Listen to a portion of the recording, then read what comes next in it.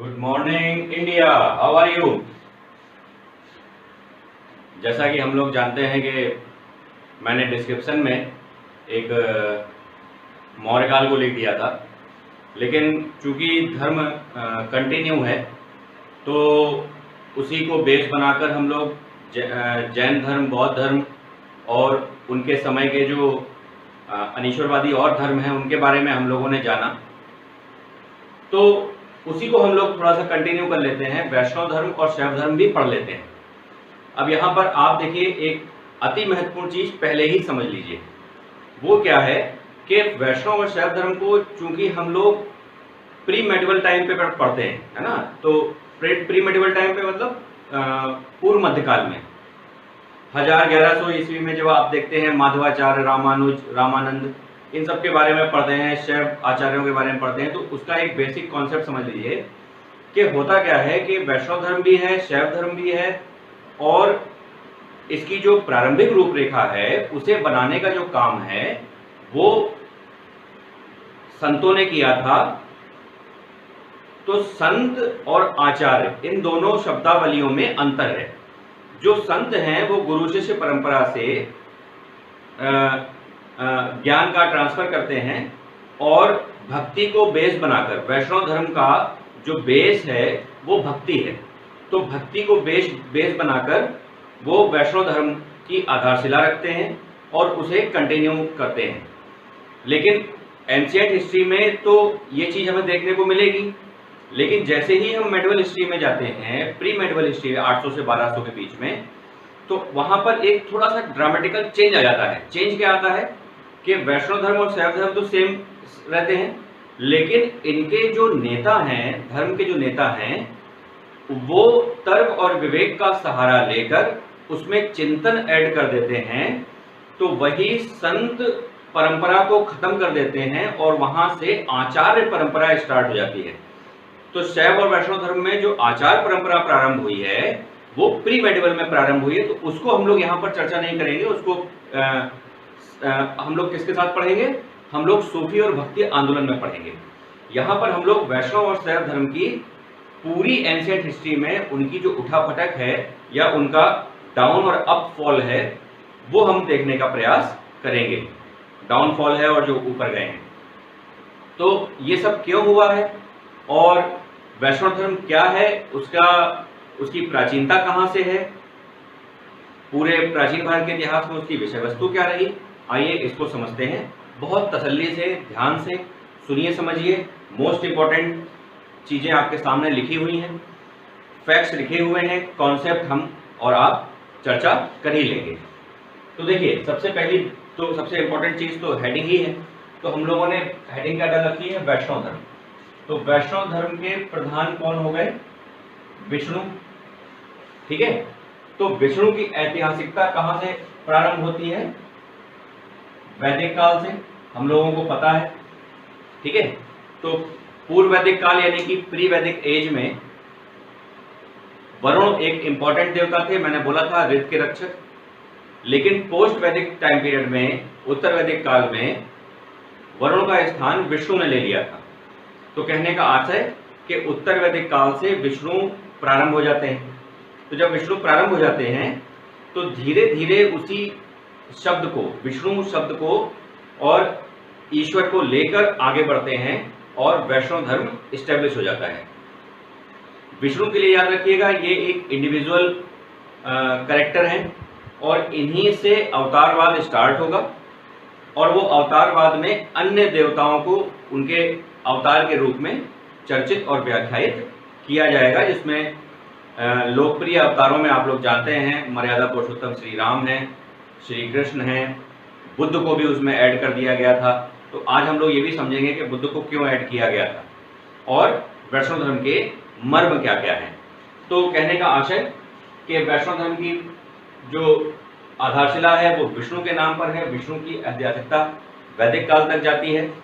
और अब आ जाइए मुद्दों पे। तो देखिए, पहला पॉइंट क्या लिखा हुआ है कि अन्य नाम क्या है? भागवत धर्म। वैष्णव धर्म का अन्य नाम क्या है?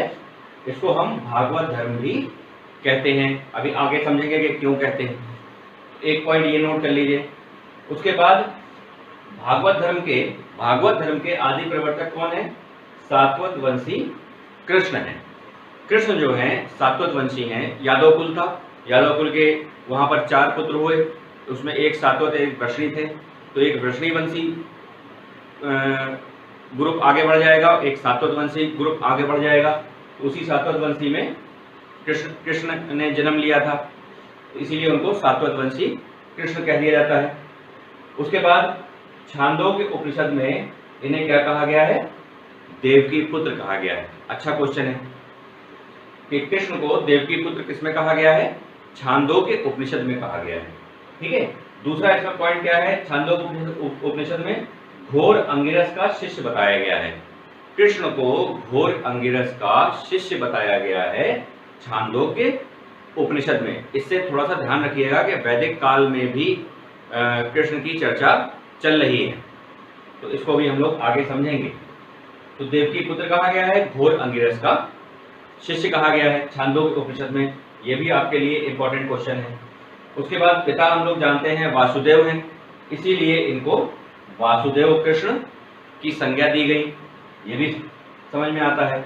उसके बाद जो कृष्ण है, कृष्ण के जो अनुयायी हैं वो उनको भगवत कहते थे। कृष्ण के अनुयायी कृष्ण को क्या कहते थे? भगवत। भगवत का यहाँ मतलब क्या होता है?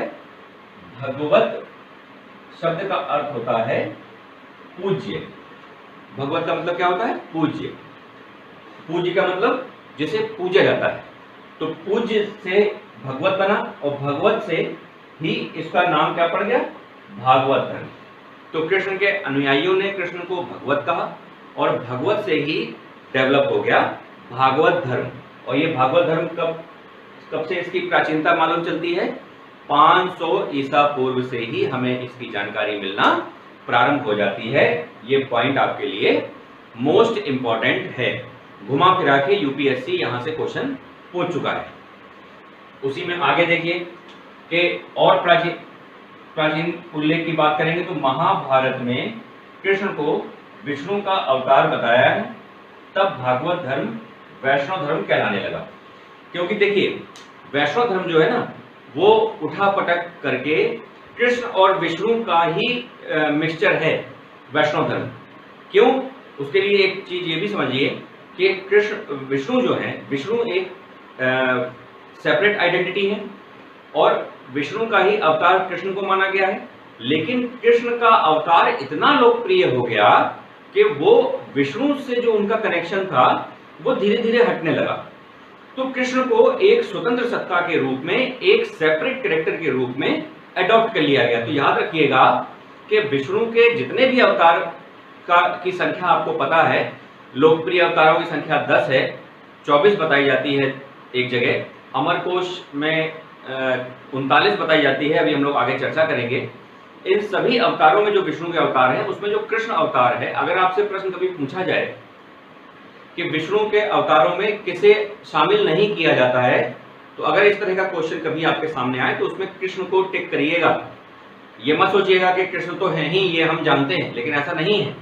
कृष्ण का अवतार इतना लोकप्रिय हो गया कि वो उसने अपनी एक अलग आइडेंटिटी कर ली। उसके पीछे दूसरा बड़ा कारण ये था कि गुप्त काल तक आते आते जो निम्न वर्ग था उसने, जो ग्वाल बाल थे, जो गायों का काम करते थे, उन्होंने कृष्ण को अपना जातीय देवता बना लिया। तो हुआ क्या कि कृष्ण को जब उन्होंने अपना देवता बना लिया तो उन्होंने कृष्ण को एक सेपरेट आइडेंटिटी दे दी। तो विष्णु से वो कृष्ण को कनेक्ट नहीं करते थे, वो कृष्ण को ही अपना सर्वस्व मानते थे। तो इसलिए क्या हुआ, कृष्ण और विष्णु सेपरेट हो गए। तो याद रखिएगा ये क्वेश्चन अच्छा है। अवतारों में कृष्ण हैं, लेकिन अगर सेपरेट कहा जाए कि कौन अलग से भी मान लिया जाता है तो वो कृष्ण है। तो ये चीज याद रखिएगा। तो महाभारत में कृष्ण को विष्णु का अवतार बताया गया है। तब भागवत धर्म जो है वो क्या कहलाने लगा? वैष्णव धर्म कहलाने लगा। मैंने बोला कृष्ण और विष्णु का मिक्सचर ही है, चलेगा। तो ये एक इंपॉर्टेंट पॉइंट हो गए। उसी में आगे बढ़ते हैं कि जो कृष्ण हैं उनको अरिष्ट नेमी, ये जैन तीर्थंकर हैं, के समकालीन बताया गया है और 22वें तीर्थंकर नेमिनाथ है। इनका संबंध भी कृष्ण से था। अब यहाँ पे दो चीज समझिए। पहली चीज तो यह है कि अरिष्ट नेमी जो जैन तीर्थंकर हैं इनके बारे में आप जानकारी इकट्ठा करिएगा कि अरिष्ट नेमी के बारे में आप एक्स्ट्रा क्या जान सकते हैं 24 तीर्थंकरों में से, पहला। दूसरा, मैं चर्चा कर रहा हूँ कि कृष्ण को अरिष्ट नेमी का समकालीन बताया गया है, नेमिनाथ का संबंध है, 22वें तीर्थंकर हैं।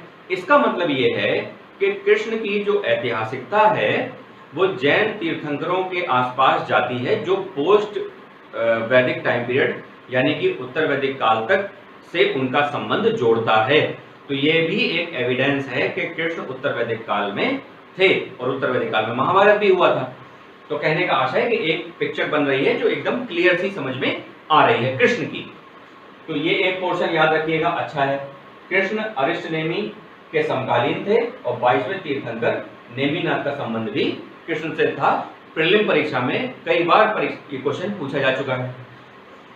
आगे बढ़ते हैं।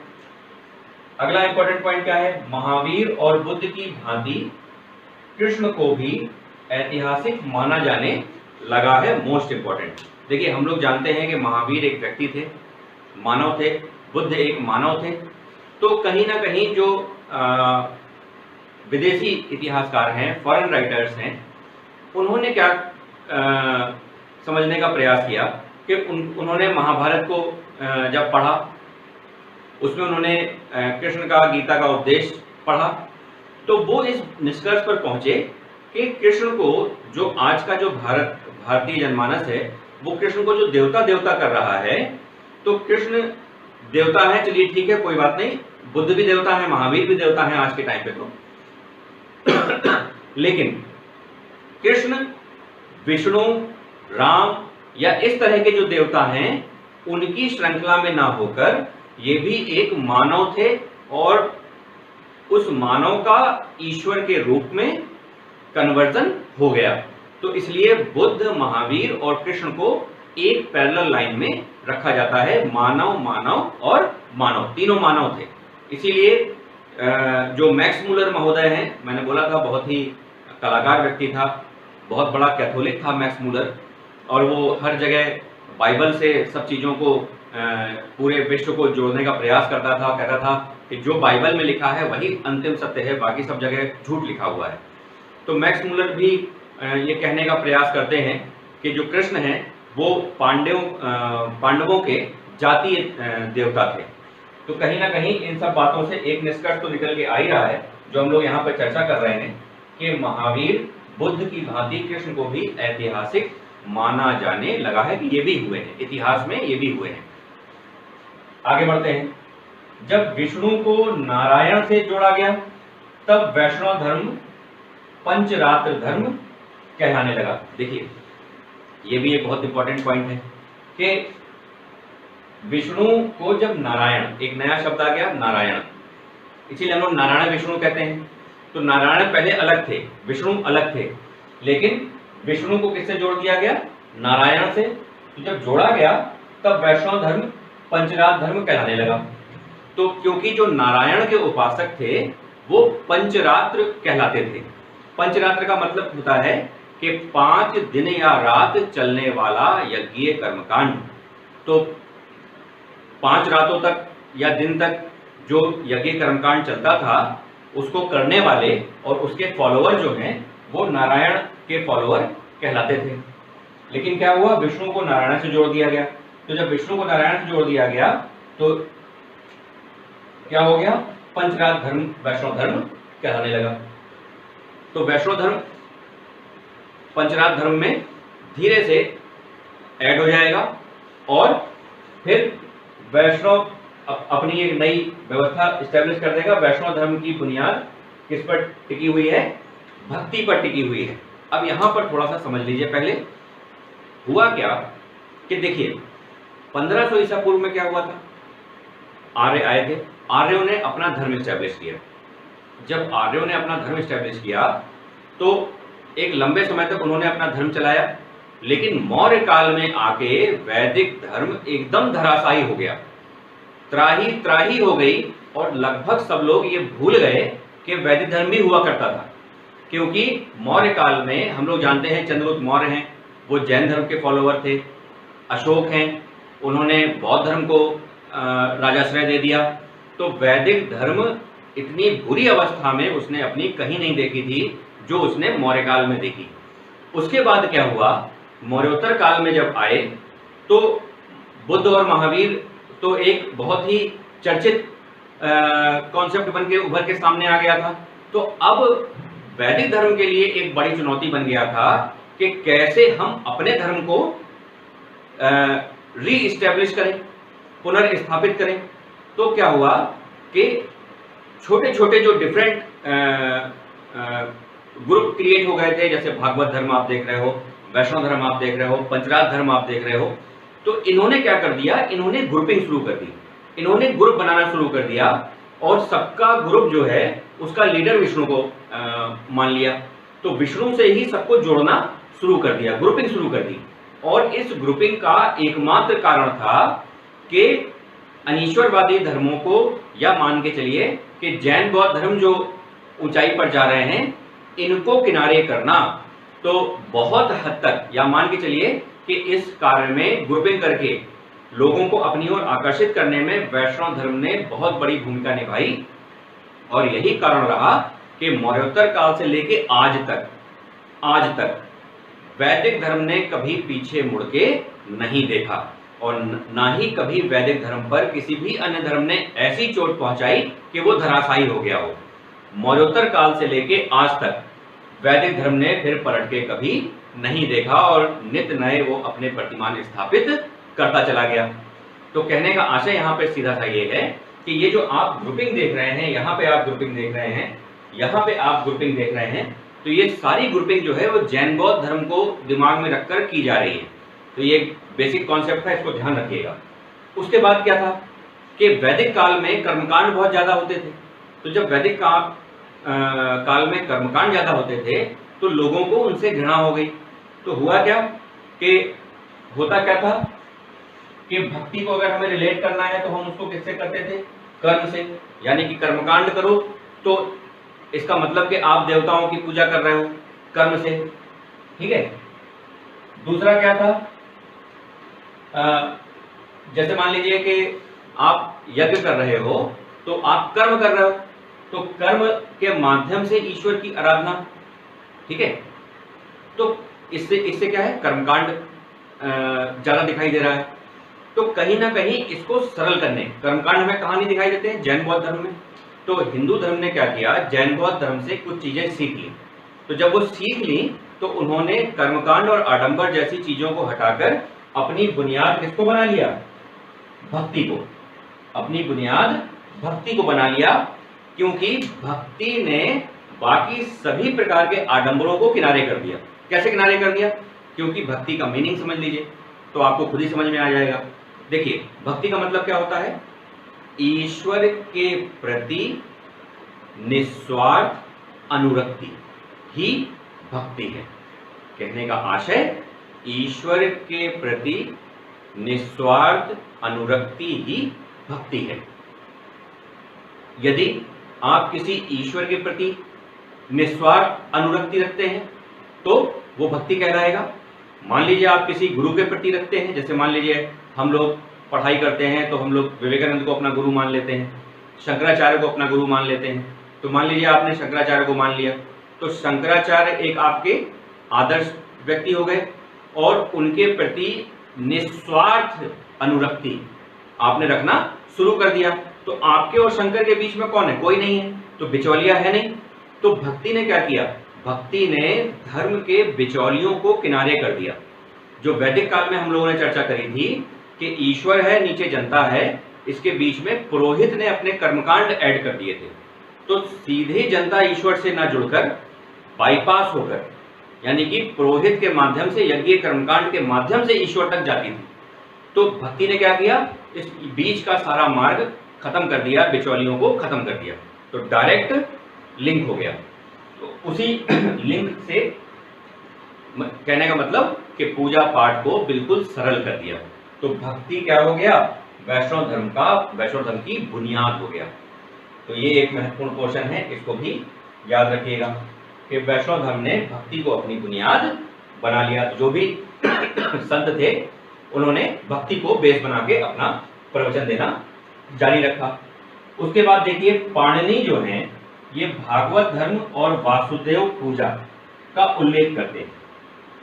पाणिनि, ठीक है, पाणिनि और पतंजलि हम लोग पढ़ चुके हैं। पतंजलि हम लोग जानते हैं पुष्यमित्र शुंग के मित्र थे, मौर्योत्तर काल में हम लोग चर्चा करेंगे।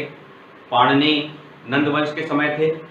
तो पाणिनि ने भागवत धर्म की चर्चा करी है, वासुदेव पूजा का उल्लेख किया है। तो सब हम लोग यहाँ पर पढ़ते चले आ रहे हैं।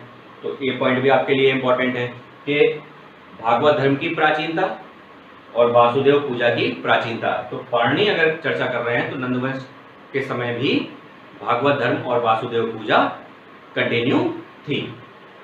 उसके बाद एक महत्वपूर्ण पॉइंट आपके लिए और है कि जो मेगास्थनीज है, मेगास्थनीज ने जो भारतीय प्रसिद्ध देवता हैं, एक शिव है एक विष्णु है। तो मेगास्थनीज ने क्या कहा कि शिव और जो विष्णु हैं इनको नाम दे दिए।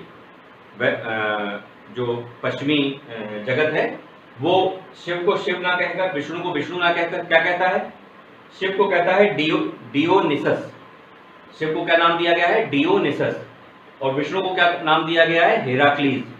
याद रखिएगा, विष्णु को हेराक्लीस कहा गया है और शिव को डियोनिसस कहा गया है। उसका कारण ये है कि हम लोग जानते हैं कि सिकंदर ने भारत पर आक्रमण किया था, पोरस ने उस पर अटैक किया, हार गए, या जो भी है वो हम लोग आगे चर्चा करेंगे। यहाँ पे थोड़ा सा ये समझिए कि जब पोरस की सेना, ध्यान दीजिएगा, जब पोरस की सेना सिकंदर से लड़ने जा रही थी तो वो अपने सेना में सबसे आगे कौन था, तो सबसे आगे उसने हेराक्लीस को रखा हुआ था। हेराक्लीस का मतलब मूर्ति को रखा हुआ था। ये एक बहुत इंपॉर्टेंट फैक्ट है कि पोरस की सेना जब जा रही है तो वो मूर्ति को, यानी कि आस्था इतनी जबरदस्त उस समय थी कि मूर्ति सबसे आगे रखी हुई है, वो चल रही है, उसके पीछे पूरी सेना चल रही है और सिकंदर से आक्रमण कर रही है। तो उस समय जो हिस्टोरियन है, इतिहासकार हैं, उन्होंने भाई देखेंगे तो वो नाम देंगे कि ये आगे कौन है। तो इसीलिए वहां से ये दो नाम उभर के सामने आते हैं, शिव को डियोनिसस और विष्णु को हेराक्लीस कहा गया। मोस्ट इंपॉर्टेंट फैक्ट है, समझ में आ गया होगा। ठीक है, फिर आगे बढ़ते हैं। एक बहुत महत्वपूर्ण फैक्ट है कि अशोक के लेखों में कहीं भी उल्लेख नहीं है भागवत धर्म का।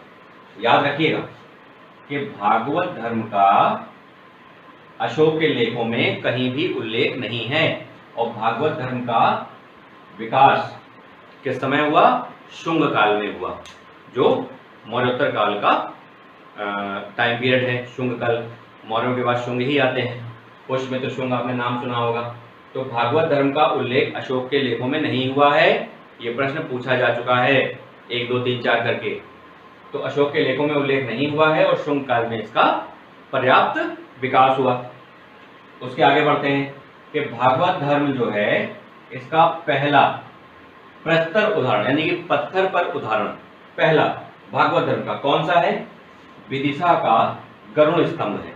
विदिशा का गरुड़ स्तंभ है। तो हम लोगों ने पढ़ रखा है, मौर्योत्तर काल में हम लोग पढ़ेंगे कि जो शुंग राजा हैं भागभद्र, उनके दरबार में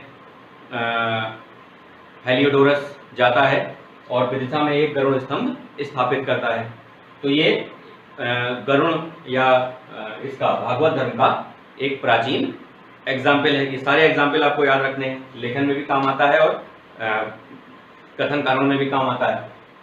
उसके आगे क्या है, विष्णु अवतार। तो विष्णु के 3 तरह से अवतारों की व्याख्या की गई। 10 जो हैं वो लोकप्रिय अवतार हैं, 24 जो हैं इनकी भी संख्या मिलती है, और 39 जो भी हम लोग चर्चा कर रहे थे। तो गुप्त काल में हम लोग जानते हैं कि चंद्रगुप्त द्वितीय विक्रमादित्य थे, उनके दरबार में 9 रत्न थे। उन 9 रत्नों में एक अमर सिंह थे। तो अमर सिंह ने अमर कोश की रचना करी। तो अमर कोश में 39 अवतारों की चर्चा की गई।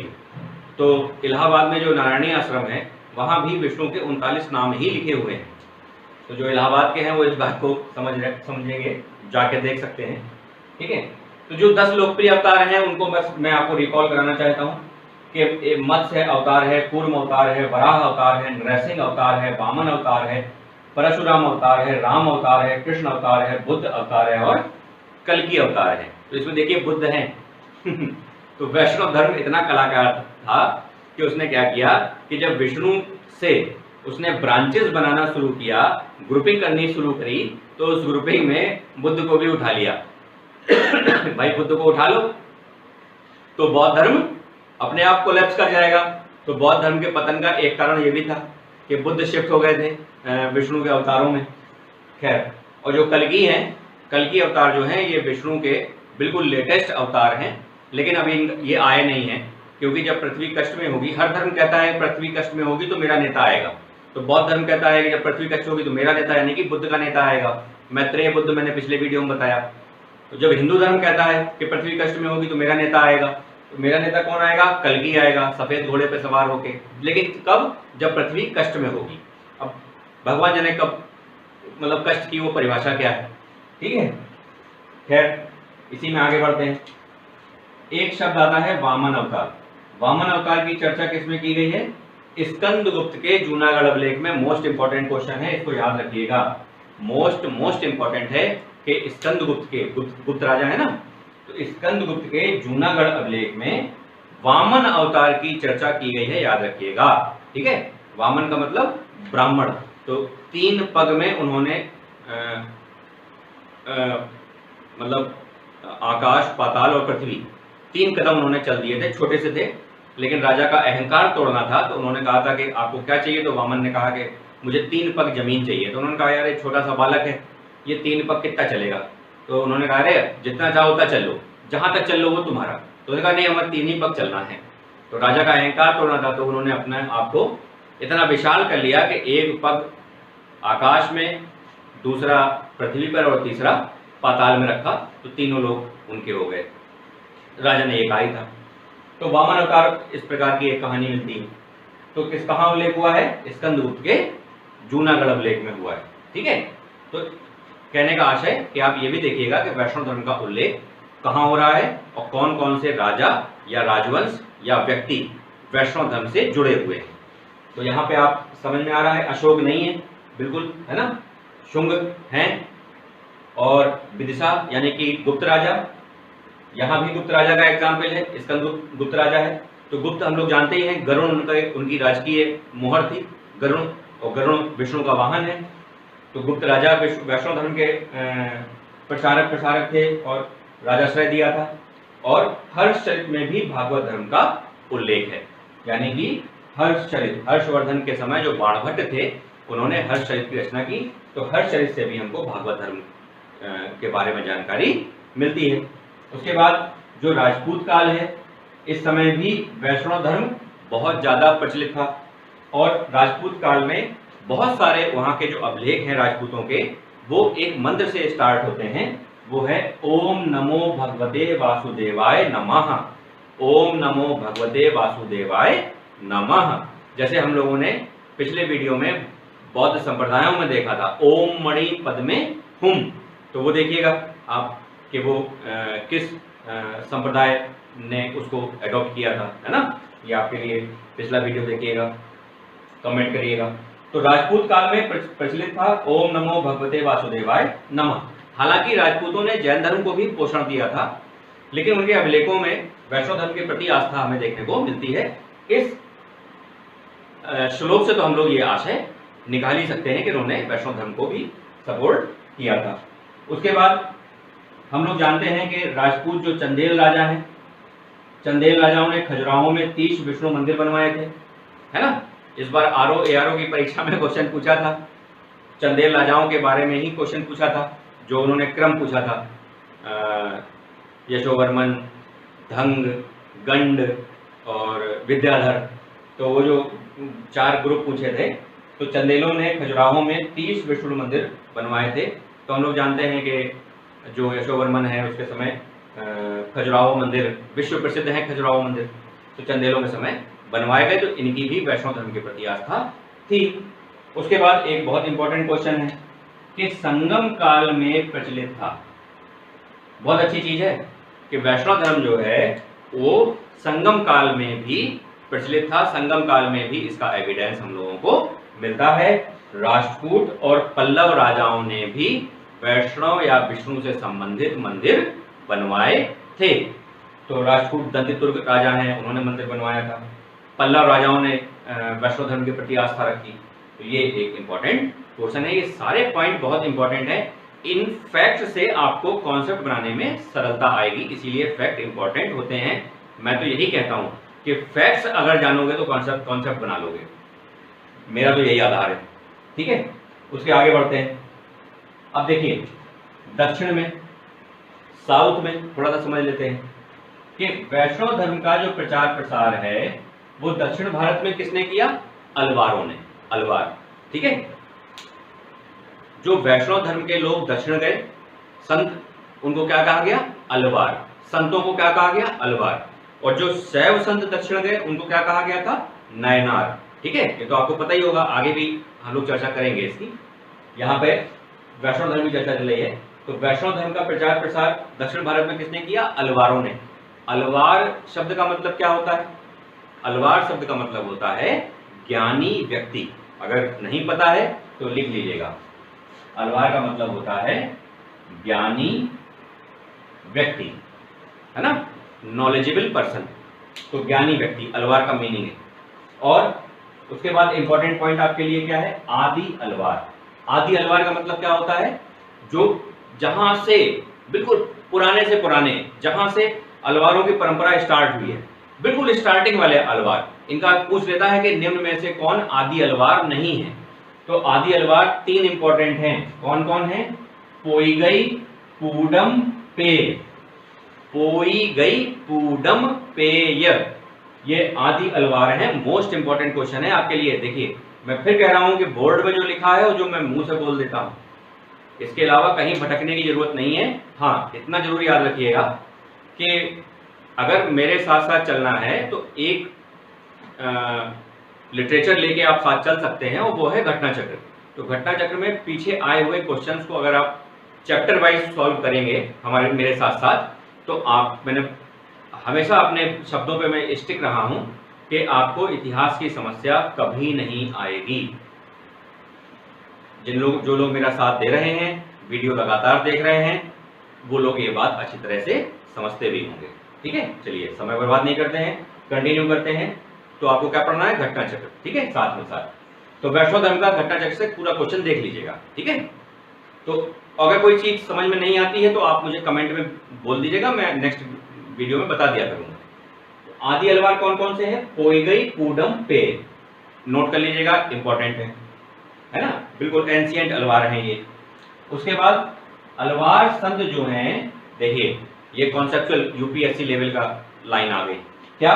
कि जो अलवार संत हैं वो भावनात्मक है। ठीक है, वो भावना प्रधान है ना, फीलिंग उनके अंदर, वो फीलिंग की बात करते हैं। फील करो, देवता को, ईश्वर को अपने अंदर फील करो। तो जब फील करोगे तो तुम्हें किसी अन्य की आवश्यकता नहीं पड़ेगी। तो अलवार संत क्या कहते हैं कि भावनात्मक रूप से जुड़ो। तो भक्ति इसीलिए उनका क्या है? बेस है। लेकिन आगे चल के ये किसमें कन्वर्ट हो जाता है? दार्शनिक। तो ये दार्शनिक हो जाते हैं अलवार संत। अलवार में जो संत हैं वो भावनात्मक हो जाते हैं, और आगे चल के जो दार्शनिक हो जाते हैं वही आचार्य हो जाते हैं। अभी शायद आगे लिखा है कहीं। ठीक है, तो अलवार संतों का कहना क्या है कि भक्ति, प्रेम और शरणागति से मोक्ष संभव है। भाई आफ्टर ऑल दिलाना क्या है? मोक्ष। कोई समस्या नहीं। तो अगर मोक्ष पाना है तो मोक्ष पाने के लिए आधार क्या हो गया? भक्ति। और भक्ति क्या है? ईश्वर के प्रति निस्वार्थ अनुरक्ति। तो बीच में कोई है नहीं बिचौलिया, तो हमें कहीं भटकना नहीं है। तो डायरेक्ट हम रिलेशन बना के अपने इष्ट से हम मोक्ष प्राप्त कर सकते हैं। तो क्या लिख रहे हैं? भक्ति, ठीक है, प्रेम करो अपने ईश्वर से, और शरणागति, उसकी शरण में चले जाओ। तो अगर आप किसी की शरण में चले जाएं तो आपका उद्धार होना तय है, इसमें कहीं कोई दो राय नहीं है। यही हमारा वैदिक धर्म शिक्षा देता है। तो इसमें और आगे कंटिन्यू करते हैं। अलवारों का चल रहा है। तो शूद्र एकमात्र अलवार जो शूद्र थे उनका नाम क्या है? तिरुमंगई। तिरुमंगई, तिरुमंगई, ठीक है। तो ये शूद्र अलवार है। एकमात्र महिला अलवार है, उनका नाम क्या है? आंडाल। महिला अलवार का नाम क्या है? आंडाल।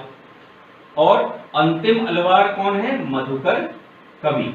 मोस्ट इंपॉर्टेंट क्वेश्चन, अंतिम अलवार कौन है? मधुकर कवि। अब अंतिम कैसे होगा ये? फिर वही बात आ गई, अंतिम अलवार इसलिए क्योंकि भक्ति परंपरा के अंतिम अलवार है ये। और ये अलवार जो है वो कौन है? मधुकर कवि। यानी कि मधुकर कवि के बाद से फिर अलवारों को संत नहीं कहा जाएगा, क्या कहा जाएगा? आचार्य कहा जाएगा। और यही आचार्य परंपरा हम लोग भक्ति और सूफी आंदोलन के समय पढ़ेंगे। तो शब्दों को ध्यान दीजिए, समझिए और उसको नोट डाउन करिए। तो हो सकता है कि थोड़ा जल्दी बोल गए हों, लेकिन प्लीज़ आप थोड़ा कंप्रोमाइज़ करिएगा, क्योंकि कभी कभी चीज़ें ज़्यादा होती हैं। तो 2 बार देख लीजिएगा, कोई इशू नहीं है। तो अंतिम अलवार कौन है? मधुकर कवि। इनके बाद से आचार्यों की परंपरा शुरू हो जाएगी। तो वो हम लोग प्री मेडिवल में डिस्कस करेंगे। माधवाचार्य है ना, माधवाचार्य है, रामानुज है, रामानंद है, उनके बारे में। अलवारों के बाद आचार्यों ने वैष्णव धर्म को आगे बढ़ाया, लिखा भी हुआ है, ठीक है। अलवारों के बाद आचार्यों ने वैष्णव धर्म को आगे बढ़ाया। ये हम लोग अभी चर्चा नहीं कर रहे हैं, ये हम लोग भक्ति आंदोलन में चर्चा करेंगे, ठीक है। अब इसमें एक चीज छोटी सी याद रखिएगा कि जो कृष्ण है, कृष्ण का जो परिवार है, फैमिली है, उसमें चतुर्व्यूह एक शब्द आता है। चतुर्व्यूह का मतलब 4 व्यूह, ठीक है। उन चतुर्व्यूह में 4 नाम कौन कौन से हैं? संकर्षण, प्रद्युम्न, सांब और अनिरुद्ध। ध्यान से सुनिए, 2 मिनट, ये भी इंपॉर्टेंट है। चतुर्व्यूह में कौन कौन है? संकर्षण, प्रद्युम्न, सांब और अनिरुद्ध। इसमें वासुदेव कृष्ण भी हैं, लेकिन जो नए नाम आपके लिए हैं वो क्या हैं? संकर्षण, प्रद्युम्न, सांब और अनिरुद्ध। संकर्षण, ये सब कृष्ण की पत्नियों के पुत्र हैं। तो संकर्षण जो है उन्हें जीव का प्रमुख माना गया है, नेता माना गया है। जो प्रद्युम्न है ये मन के नेता हैं, और जो अनिरुद्ध हैं ये अहंकार के प्रणेता हैं। तो सब अपने अपने चीजों के प्रणेता हैं। सांब को किसी का प्रणेता नहीं बताया गया है। उसके पीछे कारण क्या है कि जब चतुर्व्यूह बना था तो चतुर्व्यूह में याद रखिएगा कि प्रारंभ में सांब नहीं है। अगर आपसे कहे कि चतुर्व्यूह में प्रारंभ में कौन नहीं था तो सांब नहीं थे, ठीक है। जामवंती पुत्र हैं ये, ठीक है, सांब।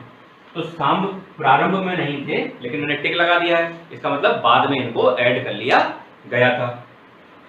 तो कहने का आशय, जब तक सांब नहीं थे तब तक क्या किया गया कि संकर्षण, प्रद्युम्न और अनिरुद्ध के साथ साथ कृष्ण की जो एक बहन है जिनको हम लोग सुभद्रा कहते हैं, कहीं कहीं उनको एकनासा नाम दिया गया है। तो जो सुभद्रा या एकनासा हैं उनकी मूर्ति भी बनी हुई है संकर्षण, प्रद्युम्न और अनिरुद्ध के साथ, और उनकी पूजा अर्चना की जाती थी। तो कृष्ण की बहन की भी पूजा की जाती थी। फिर बाद में उसमें सांब को ऐड कर दिया गया और एकनासा वहां से हट जाती हैं। तो फिर ये 4 चतुर्व्यूह की चर्चा होनी शुरू हो जाती है। तो ये एक सिंपल सा डेफिनेशन थी चतुर्व्यूह की। इसमें एक आपको फैक्ट भी याद रखना है कि मथुरा में मोरा नामक एक स्थान है। तो मथुरा में तोसा नामक महिला ने वासुदेव के साथ 4 वृष्णि वीरों की मूर्ति स्थापित कराई थी। 4 वृष्णि वीरों की मूर्ति मंदिर में स्थापित कराई थी। किसने? तोसा नामक महिला ने। कहां पर? मथुरा में। मथुरा में कहां पर? मोरा नामक स्थान पर। यह प्रश्न कई बार यूपी कमीशन पूछ चुका है और यूपीएससी भी पूछ चुका है, तो थोड़ा ध्यान रखिएगा। और ये कब की है? 1st AD की है, प्रथम शताब्दी ईस्वी की है। तो ये हमारा और आपके बीच वैष्णव धर्म का डिस्क्रिप्शन था। मेरे हिसाब से तो ये मोस्ट इंपॉर्टेंट डिस्क्रिप्शन था। प्लीज़ इसको लाइक शेयर करिएगा, सब्सक्राइब करिएगा जो देख रहे हैं पहली बार, और पिछले वीडियो जो पहली बार देख रहे हैं वो पीछे से भी वीडियो को देखना स्टार्ट कर दें, और इसको नोट डाउन भी करें, बहुत जरूरी है, ठीक है। अगला वीडियो हम लोग शैव धर्म पे डालेंगे। शैव धर्म भी एंशिएंट हिस्ट्री का पूरा शैव धर्म हम लोग समझ लेंगे और फिर हम लोग मौर्य काल में आएंगे। तब तक के लिए नमस्कार, शब्बा खैर, bye bye. Good morning India, how are you? क्या हाल चाल है आप लोगों के? उम्मीद करता हूँ कि बहुत बेहतर होंगे। अच्छा, एक चेंज तो आ ही गया है।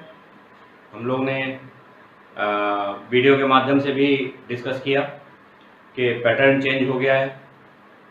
तो उससे एक बात तो बहुत ही स्पष्ट हो गई है कि अब आप लोग एक बात के लिए ज़रूर मैं कहूँगा आप सतर्क हो जाइए। वो सीधी सी बात ये है कि आप जो कुछ भी पढ़ रहे हैं उसको पूरी मजबूती के साथ पढ़ें, क्योंकि वो प्रीलिम परीक्षा में भी आपके लिए इम्पोर्टेंट है और अब मुख्य परीक्षा में भी आपके लिए महत्वपूर्ण हो जाएगा। जैसा कि मैंने अपने पिछले वीडियो में जो पैटर्न चेंज हुआ है उसके बारे में जो आपसे चर्चा करी थी, उसमें भी मैंने यही कहा था कि जैसे मान लीजिए एक एग्जाम्पल ले लेते हैं कि बहुत प्रश्न पूछा जाता है कि प्रतीत समुत्पाद किस धर्म से संबंधित है, अनेकांतवाद किस धर्म से संबंधित है। तो अब मान लीजिए कि मुख्य परीक्षा में लिखने को आ जाता है प्रतीत समुत्पाद, अनेकांतवाद या इस तरह की कोई भी शब्दावली आ जाती है, मान लीजिए अर्थशास्त्र आ जाता है कौटिल्य का। तो कहने का आशय है कि कोई भी टॉपिक आप पढ़ें तो बहुत तसल्ली से और उसको कंप्लीट करके पढ़ें। इसलिए जहाँ तक मेरे वीडियो या मेरा प्रश्न है आपको सपोर्ट करने का, तो अगर आप किसी भी टॉपिक पर वीडियो देख रहे हैं तो फिर आप निश्चिंत रहिए और थोड़ा सा चिंतन वे में आइए। वीडियो सुनने के बाद थोड़ा सा विचारात्मक जरूर बनिए और विचार करिए कि आपने पढ़ा क्या, उससे सीखा क्या। चलिए इसी संदर्भ में आगे बढ़ते हैं। आज हम लोगों के सामने है शैव धर्म। तो शैव धर्म के लिए कुछ पहली बेसिक चीजें जान लीजिए कि शैव धर्म जो है इसकी प्राचीनता कहाँ तक जाती है। तो देखिए एक बहुत सिंपल सा इसका आंसर होगा कि सिंधु घाटी में आदि शिव मिले। ठीक है, सिंधु घाटी सभ्यता में एक मोहर मिली जिसमें एक आदि शिव बने हुए मिले थे। उनके दोनों तरफ सर्प निकले हुए थे, सामने उनके जानवर हैं। तो कहने का आशय कि जॉन मार्शल महोदय ने उस व्यक्ति को क्या कह दिया, आदि शिव। तो चूंकि ये सब 19वीं 20वीं शताब्दी में इतिहास लेखन हुआ है, तो भारत के सभी धर्मों के बारे में, देवी देवताओं के बारे में अंग्रेजों को तो पता ही था। तो उन्होंने जब हड़प्पा मोहर को देखा तो उन्होंने कहा कि जो शिव हैं इनकी प्राचीनता जो है, शैव धर्म की जो प्राचीनता है वो हड़प्पा काल तक जाती है। अब हड़प्पा काल में जो हमें मिला वो क्या है, आदि शिव। जॉन मार्शल ने उसे शिव नहीं कहा है, क्या कहा है, आदि शिव, यानी कि शिव का आदि रूप, यानी कि शिव का प्रारंभिक रूप। प्रॉपर शिव नहीं है ये, लेकिन एक सेंस देते हैं कि ये आगे चलकर यही शिव में कन्वर्ट हुए। इतनी चीज याद रखिए पहले तो, ये तो बेस क्लियर कर लीजिए। तो मालूम चल गया कि शैव धर्म या शिव की प्राचीनता कहाँ तक जाती है। ठीक है, और उन्हें क्या कहा गया है, आदि शिव। शिव नहीं कहा गया है, आदि शिव कहा गया है। और जब उत्तरोत्तर बढ़ते क्रम में हम ऋग्वैदिक काल और उत्तरवैदिक काल में आते हैं तो वहां पर आदि शिव जैसा कोई कॉन्सेप्ट नहीं है। वहां पर एक देवता है, उसको रुद्र की संज्ञा दी गई है, जो अपनी बाण वर्षा से व्याधियों का नाश करता है। और कई नाम हम लोगों को देखने को मिलते हैं। तो इंद्र नाम मिलता है शिव का, गिरीश नाम मिलता है, त्र्यंबक नाम मिलता है, भव, सर्व, ईशान, बहुत सारे नाम हमें शिव के मिलते हैं। और फिर आगे जाके शिव एक्चुअल नाम उनको मिलता है और वही तब से लेके और अब तक चला आ रहा है। अच्छा, एक दूसरा पॉइंट ये हो गया। तीसरी महत्वपूर्ण चीज क्या है कि शैव और वैष्णव धर्म में अंतर क्या है। तो जो सबसे बड़ा और महत्वपूर्ण अंतर है वो ये है कि वैष्णव धर्म में हमने क्या देखा था, एक सुप्रीम सत्ता है विष्णु की, और उसी से उनके अवतारी पुरुष निकले हैं। कहने का मतलब कि राम चाहे जितने महान हो जाएं, कहलाएंगे क्या, विष्णु के अवतार। बुद्ध चाहे जितने महान हो जाए, क्या कहलाएंगे, विष्णु के अवतार। कृष्ण चाहे जितने महान हो जाए, क्या कहलाएंगे, विष्णु के अवतार। कृष्ण के लिए मैंने आपको एक पिछले वीडियो में बहुत इंपॉर्टेंट फैक्ट दिया था, उसको ध्यान रखिएगा। अब यहाँ पे क्या ध्यान है कि शिव विष्णु जो वैष्णव धर्म जो है उसके आदि मतलब उसके जो मुख्य नेता हैं वो विष्णु हैं, और उनके कई अवतार हमें देखने को मिलते हैं। शैव धर्म में ऐसा नहीं है, शिव पहले और आखिरी है, ठीक है। लेकिन एक लंबे टाइम पीरियड में प्राचीन भारत का इतिहास अगर हम देखें तो एक व्यक्ति जरूर शिव के अवतार के रूप में हमारे सामने आता है, जिसको अभी हम लोग आगे चर्चा करेंगे। तो कहने का आशय कि केवल एक अवतार के रूप में हमें जानकारी मिलती है, और वो भी बहुत ज़्यादा इतना ज़्यादा चर्चा में नहीं आ पाए क्योंकि वो मानवकृत अवतार थे। तो कहने का आशय कि शैव और वैष्णव धर्म में ये मुख्य अंतर है। वैष्णव धर्म हम लोगों ने पिछली बार समझ लिया था, आज शैव धर्म को थोड़ा समझ लेते हैं। तो बेसिक स्ट्रक्चर अगर आपके दिमाग में क्लियर हो गया हो तो आगे बढ़ते हैं कि शैव धर्म के बारे में पहला पॉइंट क्या है। पहला पॉइंट यह है कि यह वैष्णव धर्म से प्राचीन है। यही हम लोग चर्चा कर रहे हैं, वैष्णव धर्म से प्राचीन है और इसकी प्राचीनता सिंधु घाटी सभ्यता तक जाती है। तो यह पॉइंट याद रखिएगा, सरल पॉइंट है, इसी पे चर्चा हो रही थी। आगे बढ़ते हैं। दूसरा महत्वपूर्ण पॉइंट क्या है, यजुर्वेद में रुद्र और शिव के समन्वय का विवरण दिया गया है। हम लोग जानते हैं 4 वेद हैं, ऋग्वेद, यजुर्वेद, सामवेद और अथर्ववेद। तो यजुर्वेद में रुद्र, मैंने बोला था वैदिक काल में रुद्र नाम था पहले, तो रुद्र और शिव के समन्वय मतलब कोलैबोरेशन हो गया है रुद्र और शिव के बीच में। तो रुद्र कहीं गायब हो जाएंगे और फिर शिव सामने आ जाएंगे, तो वही हुआ है।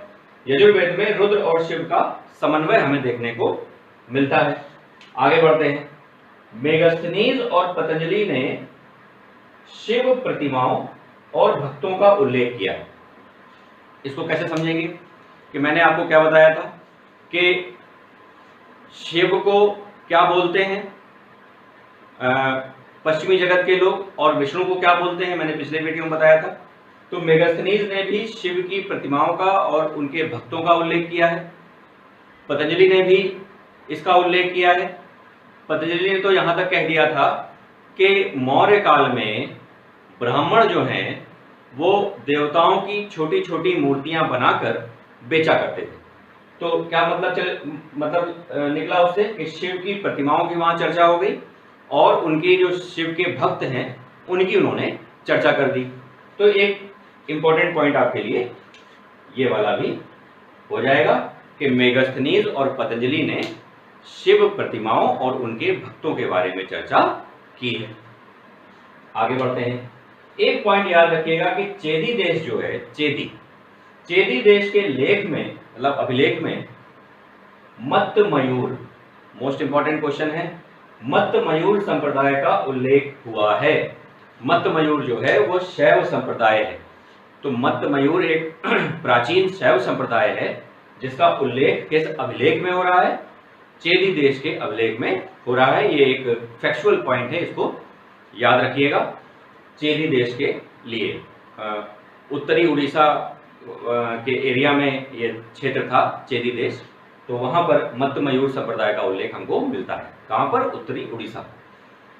आगे बढ़ते हैं कि प्राचीन मूर्ति जो है शिव की जो, अच्छा यहाँ पर एक पॉइंट पहले ध्यान कर लीजिए कि जो शिव हैं वो जैसे मूर्तियां बनती हैं सबकी, वैसे ही शिव की भी मूर्तियां बनी।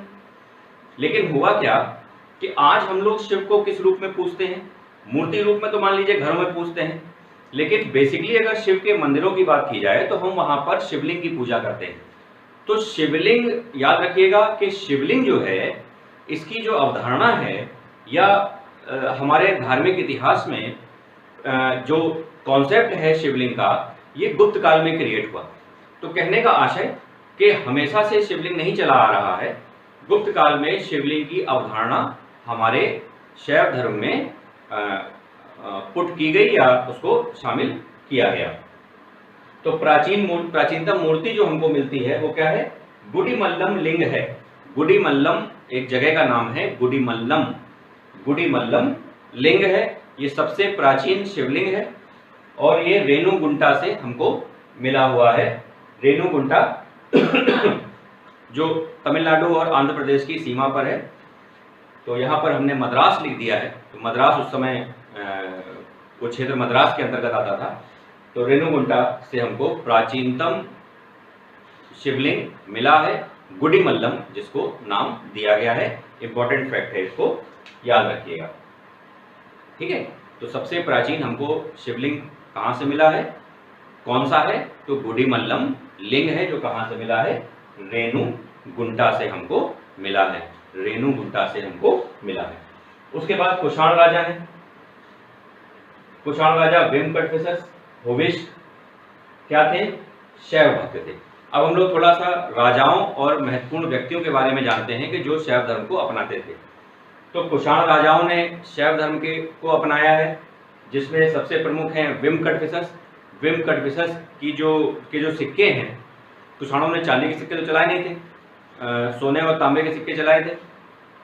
तो कहने का मतलब कि वेंकटफिसस के सिक्कों पर नंदी और शिव की आकृतियां मिली हुई हैं। भूविष्ठ के सिक्कों पर भी शिव प्रतिमा हमें देखने को मिलती है। तो कहने का मतलब कि इससे हम अंदाजा लगा सकते हैं कि वो लोग शैव भक्त थे। आगे बढ़ते हैं। उसके बाद महत्वपूर्ण पॉइंट है कालिदास को लेके। कालिदास शिव भक्त थे, कुमार संभव ग्रंथ इन्होंने लिखा। तो हम लोग जानते हैं कि कालिदास का प्रसिद्ध ग्रंथ है कुमार संभव। तो इन्होंने शिव के जो पुत्र हैं स्कंद, जिनको हम स्कंद कार्तिकेय भी कहते हैं, तो स्कंद कार्तिकेय का अन्य नाम क्या है? कुमार। तो उन्हीं के जन्म पर, जब उनका जन्म हुआ था स्कंद कार्तिकेय का या कुमार का, तो उसी को आधार बनाकर कालिदास ने अपना एक प्रसिद्ध ग्रंथ लिखा, जिसका नाम क्या है? कुमार संभव। तो एक ये महत्वपूर्ण पॉइंट है, इसको याद रखिएगा। अगला पॉइंट है कुमारगुप्त ने करमदंडा और कोप, दोनों अलग अलग है, दो स्थान है, करमदंडा और कोप में शिवलिंग स्थापित कराया था। तो याद रखिएगा किसने कराया था? कुमारगुप्त ने। गुप्त राजा कुमारगुप्त ने, उसका करमदंडा अभिलेख हमें प्राप्त है। तो मानकुवर तहसील मतलब इलाहाबाद से ही प्राप्त है। तो करमदंडा और कोप में उस शिवलिंग स्थापित कराया था किसने? कुमारगुप्त ने, या कुमारगुप्त फर्स्ट ने, जो गुप्त राजा था। तो हम लोग जानते हैं गुप्त राजाओं के बारे में, चंद्रगुप्त प्रथम, समुद्रगुप्त, चंद्रगुप्त द्वितीय, विक्रमादित्य, उसके बाद कुमारगुप्त और फिर स्कंदगुप्त। तो वही यही कुमारगुप्त हैं वो। आगे हम लोग गुप्तों में चर्चा करेंगे। उसके बाद देखते हैं अगला पॉइंट क्या है कि जो शशांक है, हर्ष है, मैत्रक वंश है, इसने शैव धर्म को संरक्षण दिया था। तो शशांक कहाँ का राजा है? बंगाल का, गौड़ का। ठीक है, बंगाल का राजा है शशांक। हर्ष हम लोग जानते ही हैं, हर्षवर्धन, गुप्तों के बाद हर्षवर्धन आएंगे। हर्षवर्धन किस वंश के राजा हैं? वर्धन वंश के। और मैत्रक वंश जिसमें हर्ष की बहन ब्याही थी, मैत्रक वंश, जो उस समय कन्नौज में हुआ करता था। हर्ष कहाँ के हैं? थानेश्वर, हरियाणा के। मैत्रक कहाँ है? कन्नौज में। तो ये सब किसको फॉलो कर रहे हैं? शैव धर्म को इन्होंने संरक्षण प्रदान किया था। शशांक जो है, इनके लिए आपको क्या याद रखना है? जो शशांक है, इन्होंने जो गया है, गया में जो बोधि वृक्ष है, उस बोधि वृक्ष को कटवा दिया था, क्योंकि ये पक्का कट्टर शैव था, बहुत ज्यादा कट्टर शैव था। इसने बंगाल से बौद्ध संतों को भगा दिया था, उनको मार के, और बौद्ध धर्म के जहां भी वो अवशेष देखता था उसे नष्ट करने का प्रयास करता था। तो शशांक बहुत ही ज्यादा उद्यमी शासक था, हर्ष का समकालीन था। हर्ष के बड़े भाई राज्यवर्धन को इसी ने मारा था। तो वो हम लोग हर्षवर्धन में चर्चा करेंगे। तो शशांक के लिए आपको याद रखना है कि इसने बोधि वृक्ष कटवाया था, बोधि वृक्ष कटवाया था। तो हालांकि बीपीएससी में सवाल पूछा गया है कि जो आज बोधि वृक्ष है ये किस पीढ़ी का है। अजीब अजीब सवाल पूछ लेते हैं। हालांकि उसका डिस्क्रिप्शन आपके घटना चक्र में दिया हुआ है। हाँ, एक चीज़ याद रखिएगा कि जो आप चैप्टर यहाँ पर पढ़ रहे हैं तो आप केवल एक बुक साथ में लेके चलिए प्रीलिम की, वो है घटना चक्र।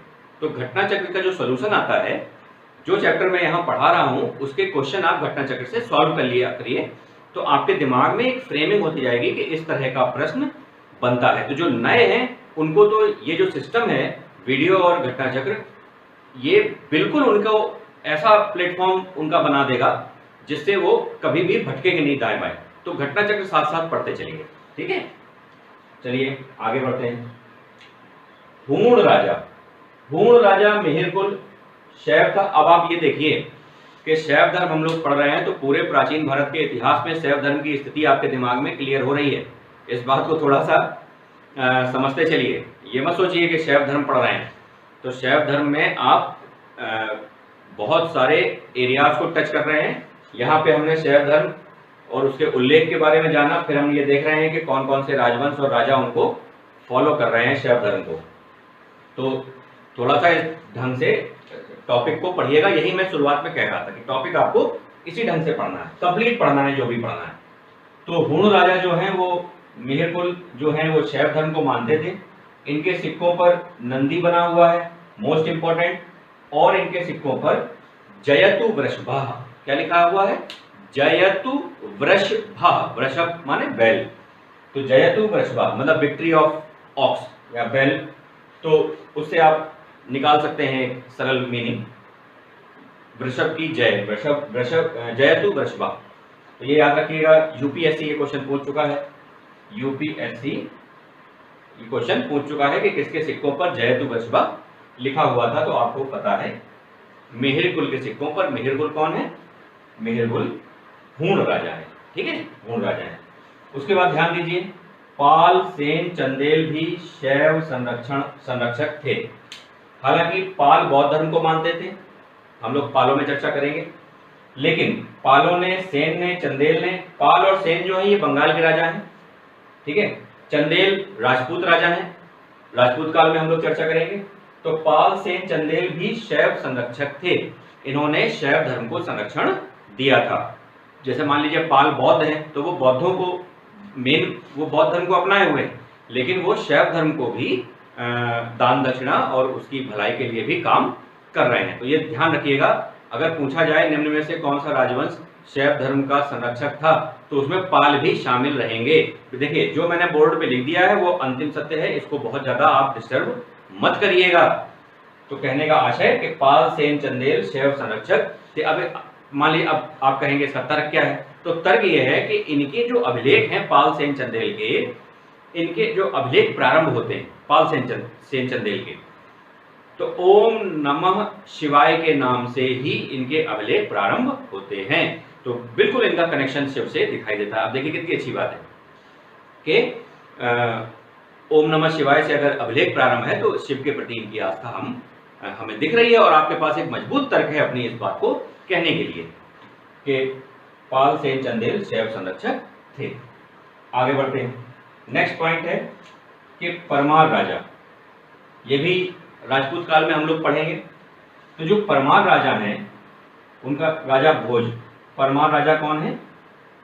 भोज। परमार राजा भोज जो हैं ये शैव थे, ठीक है। भोज परमार मोस्ट इंपॉर्टेंट, जो आप लोगों ने एक लोकोक्ति सुनी होगी, कहाँ राजा भोज कहाँ गंगू तेली, तो राजा भोज यही हैं, परमार भोज। बहुत बहुत बेहतरीन राजा थे। साहित्य में इन्होंने तो बिल्कुल झंडे गाड़ दिए थे, बहुत सारे दर्जनों ग्रंथ इन्होंने लिख डाले थे। और शैव धर्म से संबंधित जो इनका सुप्रसिद्ध ग्रंथ था उसका नाम था तत्व परीक्षा। याद रखिएगा, ये क्वेश्चन पूछा गया है, तत्व परीक्षा किस धर्म से संबंधित है? तो तत्व परीक्षा शैव धर्म से संबंधित है, और ये किसकी रचना है? राजा भोज की। भोज कौन है? परमार भोज। दो भोज हुए हैं, एक मिहिर भोज हुए हैं, एक परमार भोज हुए हैं। तो मिहिर भोज जो है वो गढ़वाल राजा हैं, ये हम लोग राजपूत काल में बहुत अच्छे से समझ लेंगे, परेशान ना हुई, ठीक है। यहाँ पर याद रख लीजिए परमार राजा भोज शैव थे। इनकी जो पुस्तक है तत्व परीक्षा, ये शैव धर्म से संबंधित है। चलिए आगे बढ़ते हैं।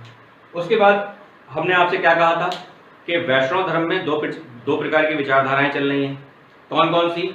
एक चल रही है संतों की, एक चल रही है आचार्यों की। तो सेम चीज हमें शैव धर्म में भी देखने को मिलेगी। यहाँ भी हमें संत दिखाई देंगे और फिर आचार्य दिखाई देंगे। तो हम लोग संत की चर्चा करेंगे, आचार्यों की नहीं करेंगे। मैंने बोला था आचार्यों की चर्चा कहाँ होगी? प्री मेडिवल टाइम पीरियड में, पूर्व मध्य काल में। तो यहाँ पे हम लोग संतों के बारे में चर्चा कर लेते हैं। तो देखिए, याद रखिएगा कि शैव संत, ये अभी 2017 यूपी प्री में पूछा गया है। 17 या 17 में पूछा गया है। आप देखिएगा घटना चक्र में कि निम्न में से कौन नहीं, उसने नाम पूछा था। उसने कहा था त्रिज्ञान संबंधर किस धर्म से संबंधित है? तो शैव धर्म से संबंधित है। तो वही आपका उत्तर है। तो त्रिज्ञान संबंधर, सुंदर मूर्ति और संत अप्पार, ये किस धर्म के संत हैं? तो ये शैव संत हैं। अब देखिए कैसे कैसे क्वेश्चन आपसे पूछता है कि तत्व परीक्षा किस धर्म से संबंधित है, संत अप्पार किस धर्म से संबंधित है, या सुंदर संबंधर किस धर्म से संबंधित है, ऐसे प्रश्न पूछता है। तो बुद्धि अपनी खोले रहिए और ये सारी चीजें ध्यान रखिएगा। तो त्रिज्ञान संबंधर, सुंदर मूर्ति, संत अप्पार कौन है? शैव संत है। उसके बाद एक शब्द आया, देखिए यहाँ पे संतनाचार्य। संतनाचार्य शब्द का अर्थ तो मैं यहाँ बता दे रहा हूँ, लेकिन संतनाचार्यों के बारे में हम लोग प्री मेडिवल टाइम पीरियड में चर्चा करेंगे।